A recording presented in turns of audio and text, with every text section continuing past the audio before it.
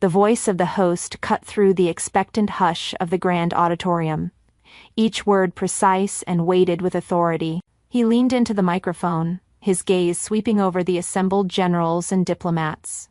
Due to the extraordinary impact on national security, he announced, this nomination was fast-tracked and submitted not by committee, but by direct order of the President's office. The air crackled with a sudden, sharp intake of breath from the crowd. I watched my father's face. The smug, condescending pride he wore all evening, the look of a man indulging his disappointing daughter's minor achievement, crumbled. It dissolved into a mask of pale, slack-jawed disbelief. Then, the room erupted. It wasn't polite clapping. It was a thunderous, rolling wave of applause.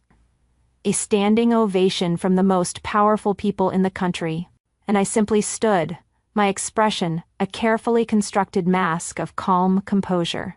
Just 1 hour earlier, that composure was the only thing holding me together.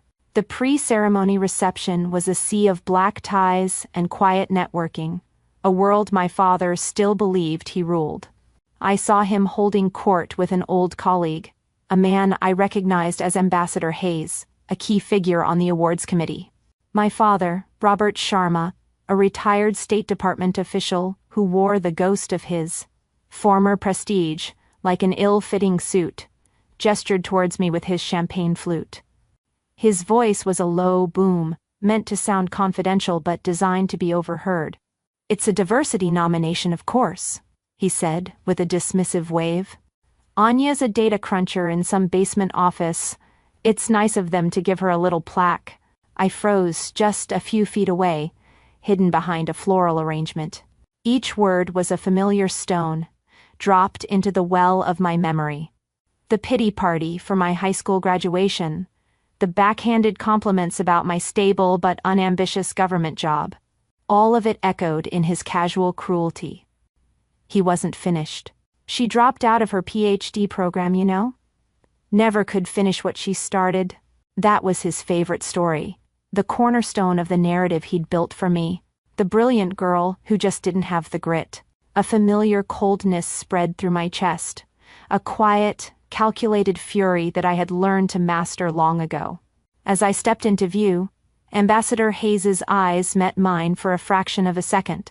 There was no pity in them, just an unreadable assessment. He then gave my father a curt, professional nod, his face an absolute blank. My father, oblivious, took it as agreement. He chuckled, thinking he'd just delivered a witty piece of networking gossip. He had no idea he'd just belittled the architect of Operation Silent Gambit in front of the man who personally read her classified after-to-action report. To understand the silence that would soon swallow that entire room, you have to understand the two lives I was living. To the world, I lived one life. But in reality, there were two. There was the life my family saw, a quiet, slightly disappointing existence in a beige government office. It was a life of footnotes and half-finished projects, a narrative they had written, for me and that I, for the sake of peace, had allowed them to believe. Then there was the other life, the real one. That life was lived in silence and shadows, in windowless rooms where the fate of nations could shift based on a single line of code or a whispered piece of intelligence. The disconnect between those two worlds was a constant, humming dissonance in the background of my existence. I remember a Thanksgiving dinner 2 years ago, a perfect snapshot of my role in the family ecosystem. The entire evening was an ode to my older brother, Michael, a corporate lawyer, who radiated the easy confidence of someone who had never been overlooked. He had just made partner at his firm, and my parents were glowing. My father raised his glass, the crystal ringing as he tapped it for attention. He gave a booming speech about Michael's ambition, his sharp suits, his tangible success. The whole family toasted, their faces beaming with pride. They understood his world.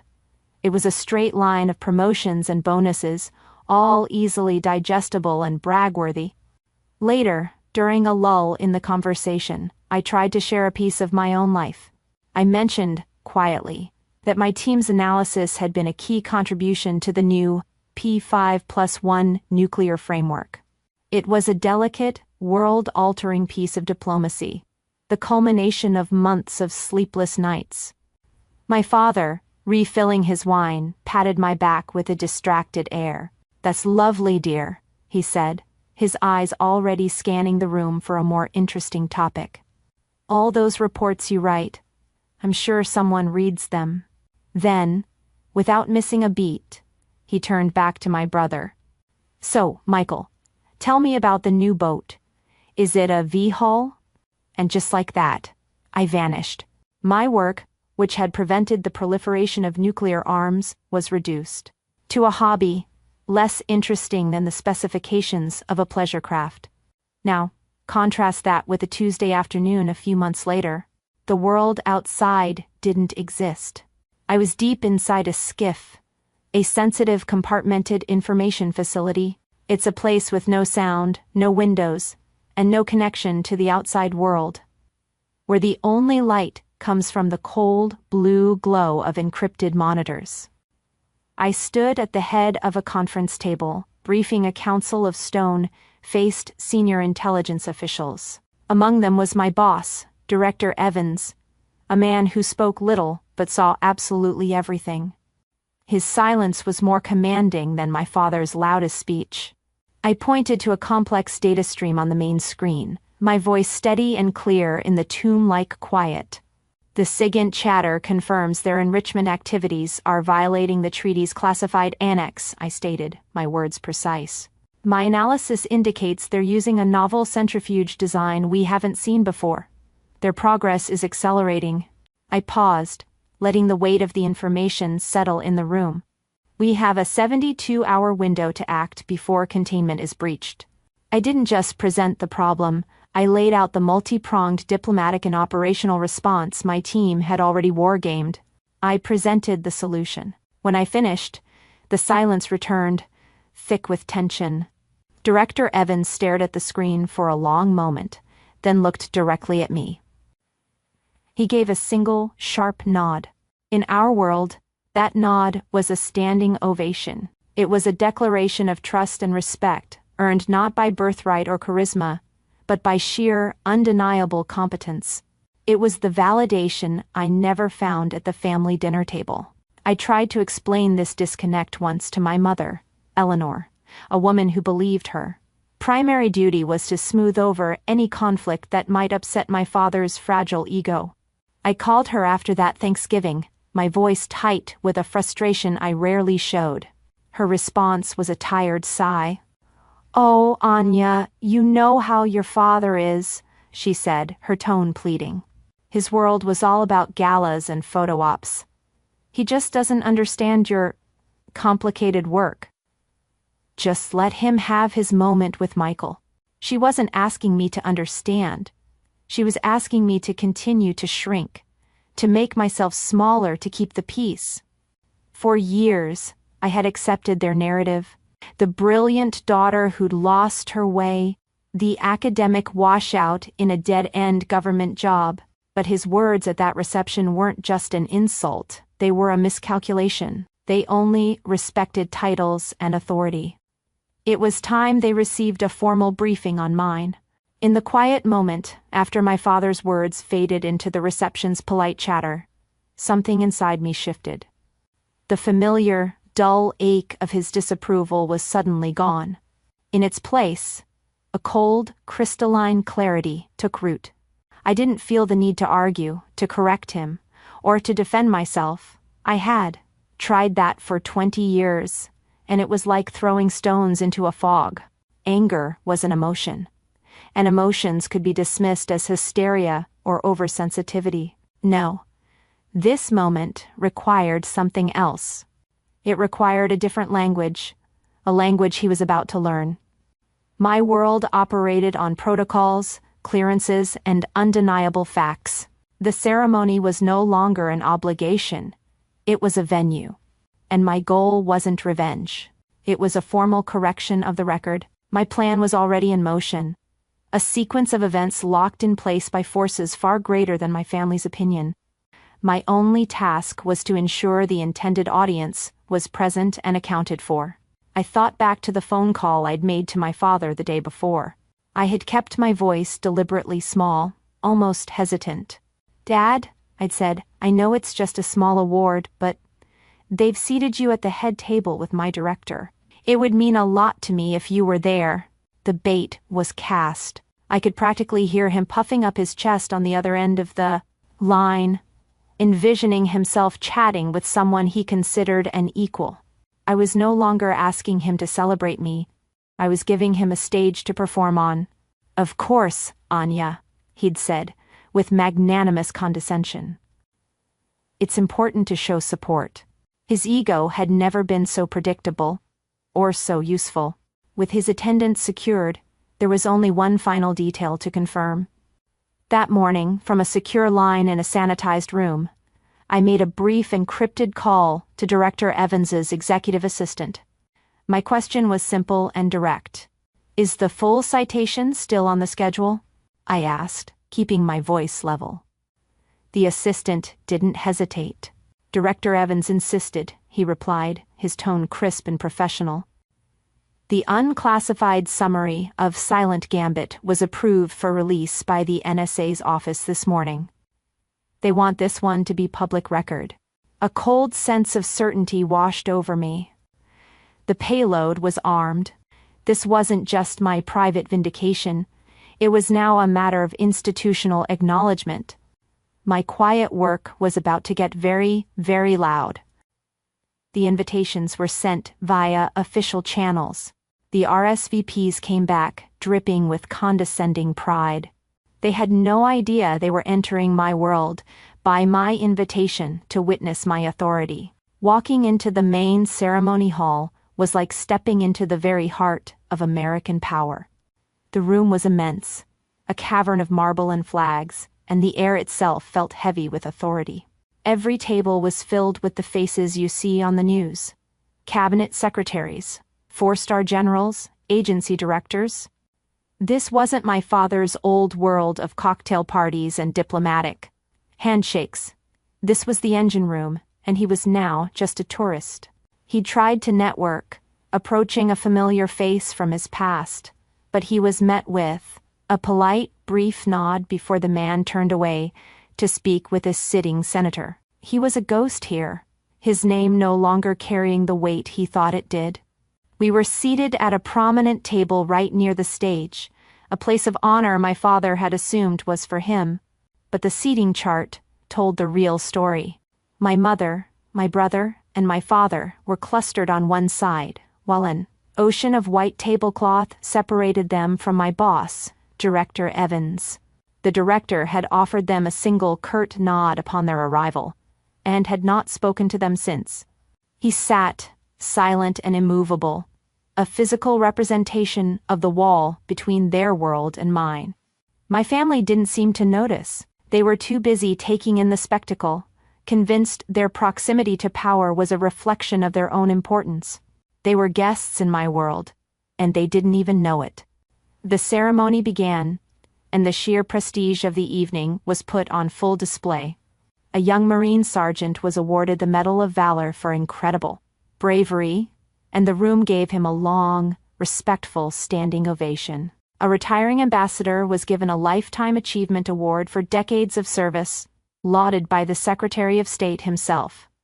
I watched my father applaud, a look of wistful admiration on his face. This was the success he understood, the kind that came with medals and public accolades. I was just a brief, uninteresting interlude before the dessert course. Finally, the host stepped forward to announce the next award. And now, for the Presidential National Security Vanguard Award. My brother Michael leaned over to my mother, his whisper just loud enough for me to hear. "The dropout got nominated for this? Must be a mistake." The words barely registered. They were the last echoes of a dying narrative, the final, feeble shots from a battle that had already been lost. They just didn't know it yet. The host cleared his throat, and a hush fell over the room. In an era of asymmetric threats, he began, his voice resonant and solemn, The greatest victories are the wars that are never fought. He started to lay out a scenario in sanitized, unclassified terms. He spoke of a hostile state on the verge of acquiring weapons-grade material through a clandestine network. He described a ticking clock that would have destabilized an entire region, a crisis that would have pulled the world into a new and terrifying conflict. I watched my father. He was leaning forward now, his elbows on the table, completely captivated. His old diplomat instincts had kicked in. He was analyzing the crisis, appreciating the complexity of the threat. To him, this was just a fascinating, anonymous story of intelligence work at the highest level. The intelligence community was faced with conflicting signals, a web of disinformation, designed to conceal the operation, the host continued, his voice building. The breakthrough came not from a massive task force, but from a novel method of analysis. The lead intelligence architect who synthesized conflicting signals, intelligence and human intelligence to identify the threat vector was not a team, but a single analyst. My mother and brother exchanged a confused glance. This didn't sound like a pity plaque. The host paused for dramatic effect. For her service in preventing a global catastrophe, the Vanguard Award is presented to Dr. Anya Sharma. A polite, scattered applause rippled through the room. It was hesitant, confused. My family clapped along, their faces a mixture of shock and condescending surprise, as if I'd won a raffle. My father even managed a tight, proud-looking smile for the people at the neighboring tables. But the host held up his hand, and the applause died instantly. "And I have been asked to add a special citation," he said, his voice dropping, commanding the absolute attention of everyone in the room. He looked down at the card, then up at the audience.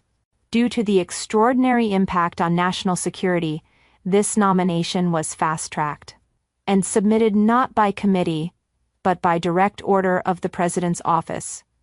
For a full second, there was absolute silence. It was a silence so profound you could feel the pressure change in the room.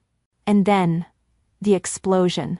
It was a unified, roaring wave of sound, as every single person who understood the weight of that statement shot to their feet in a massive, sustained standing ovation.